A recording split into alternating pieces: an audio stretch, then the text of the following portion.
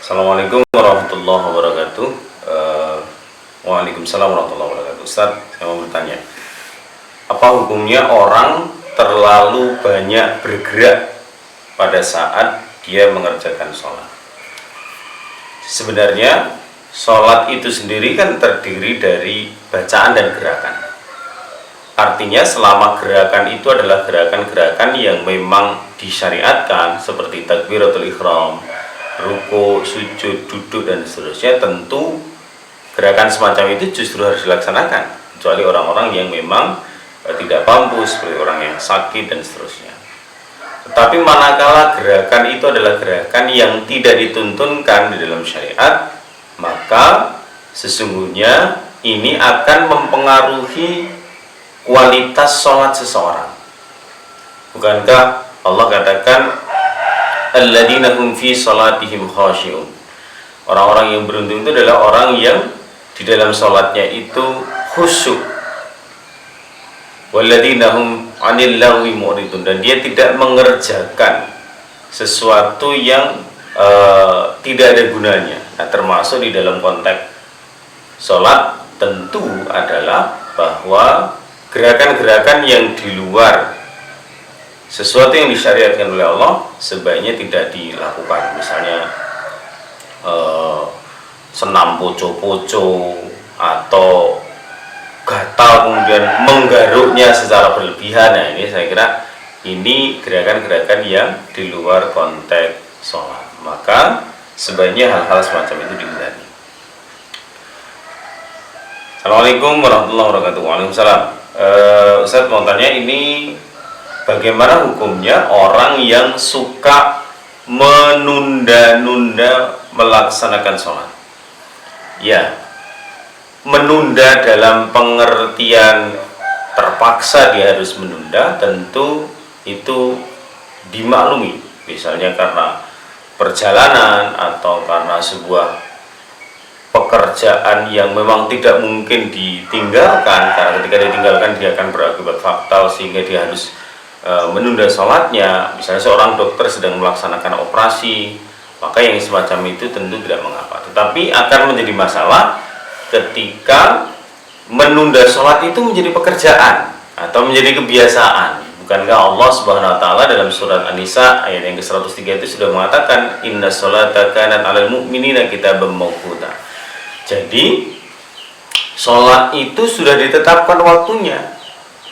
Bagaimana waktu zuhur, bagaimana waktu asar, maghrib, isya, subuh.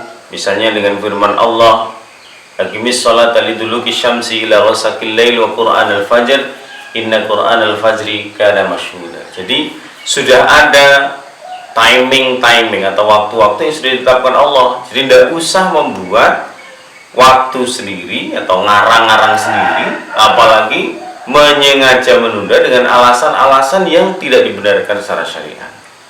Bahkan Syekh Nashiruddin Al-Albani itu pernah menulis, di antara ciri orang munafik itu adalah dia punya kebiasaan untuk menunda-nunda melaksanakan sholat. Jadi saya kira berdasarkan firman Allah tadi, sungguh tidak tepat kalau kita membiasakan diri melaksanakan sholat dengan cara ditunda. Misalnya waktu zuhur dimepetkan ke waktu asar, asar ke maghrib, dan seterusnya. Ini kebiasaan buruk yang tidak perlu diteruskan. Bukankah Nabi mengatakan bahwa sholat di awal waktu jauh lebih dicintai oleh Allah Subhanahu wa taala. Maka ini semangatnya adalah semangat bagaimana sholat itu tepat waktu, dilaksanakan dengan baik, begitu, sehingga tidak perlu ditunda-tunda. Dan saya kira tidak ada perbuatan yang lebih penting daripada sholat. Maka sholat ini menjadi satu perkara yang harus diutamakan. Assalamualaikum. Waalaikumsalam. Bagaimana hukumnya orang yang melaksanakan sholat dengan cara tergesa-gesa? Iya, dalam sholat itu ada istilah tumak ninah. Ya. Tumak ninah itu sebenarnya tenang, ada jeda tidak terburu-buru. Bahkan sebagian ulama mengatakan tumak ninah ini menjadi syarat sah orang melaksanakan sholat.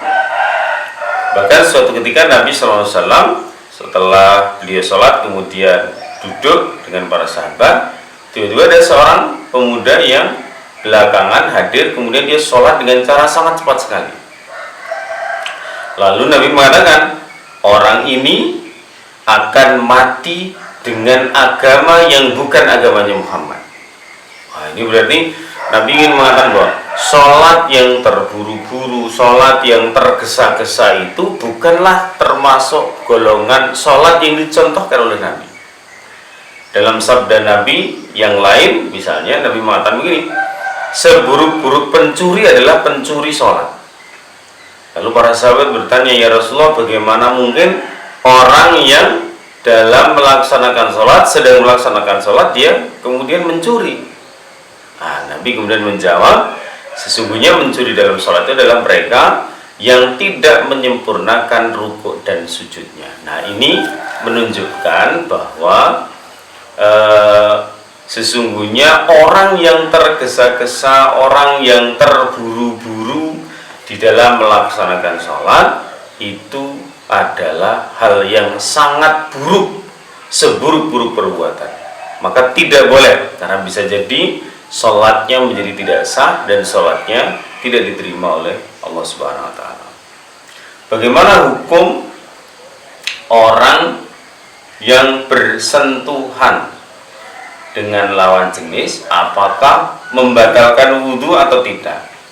Dalam Quran itu dalam surat Al-Maidah ayat yang ke-6 itu disebutkan dengan kata-kata aula mastumun nisa, bersentuhan dengan perempuan, salah satu yang menyebabkan bersuci seseorang itu menjadi batal.